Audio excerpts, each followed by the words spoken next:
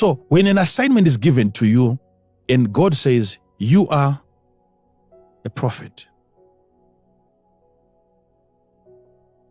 then you commit yourself to that mission.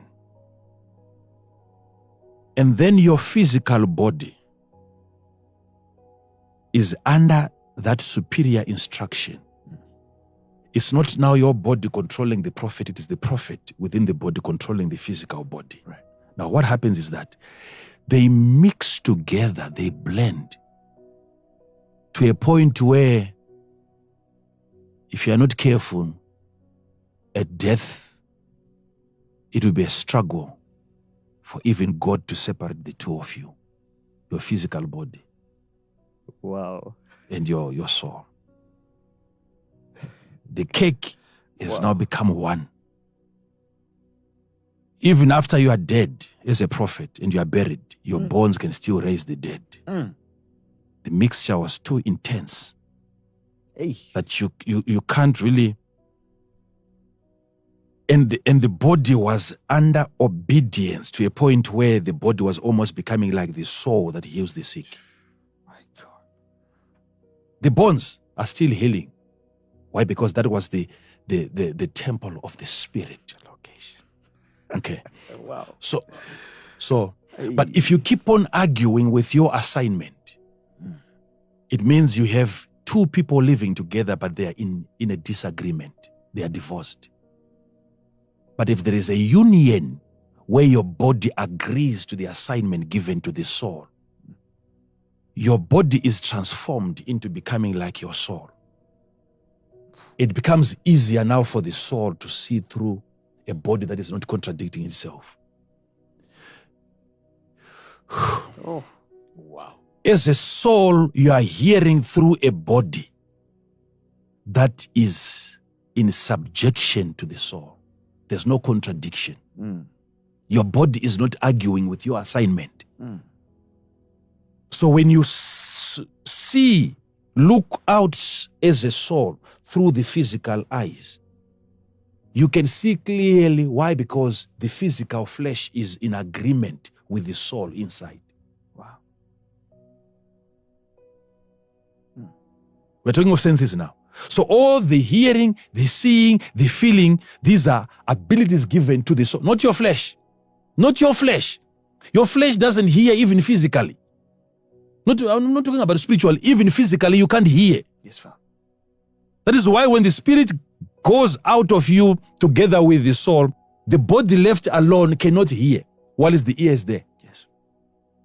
So if you want to hear more, if you want to hear better, something has to be done, not just to the soul, but to the body. The body. The body. If you get into the hospital and somebody is there, lying there 2 months, 3 months, 4 months, and they're not talking, they're on a machine, you try to talk to the person, and the person is not responding. Don't worry about him responding. Just talk to the person. Just talk to the person. Right. The person hears you well. Right. And sees you well. Right. Hear me, hear me, hear me. You people, you have to hear me. You have to hear me on this one. You have to hear me. When your body is under attack, health-wise, then the soul finds an excuse where the body has been knocked down, let's say by a disease, a traumatic event where the body is laid to rest, not death. It's resting, now you're sleeping. That's the opportunity that your soul finds to find expression without being interfered with by your flesh. That's why you dream whilst you're sleeping. It's an opportunity, the only window that your soul gets, where your soul escapes the restrictions of the flesh and it goes up and down and it is rejoicing. Your soul is so happy. But now when the sun is rising, your soul comes back discouraged, knowing that I'm going back to the prison. Especially if the soul and the body are in a disagreement every time. But if you are in agreement, the same experience that you have during the night, you can have them during the day. Because your soul is at liberty to maneuver without the flesh restricting your soul. I hope you're following this. Yes, Father. Yes, Father. So you go out, you come back. You go out, you come back. You go out, you come back. That is mostly during the night. The soul is taking advantage. When your flesh is not alert, when your flesh is not active, the moment your flesh comes back to life, he wants to take over.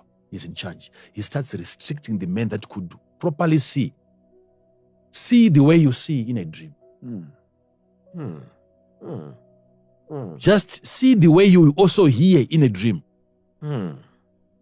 Doesn't matter people are over there, 1,000 kilometers, you can look at their mouth and hear their voice in a dream. Yes, Father.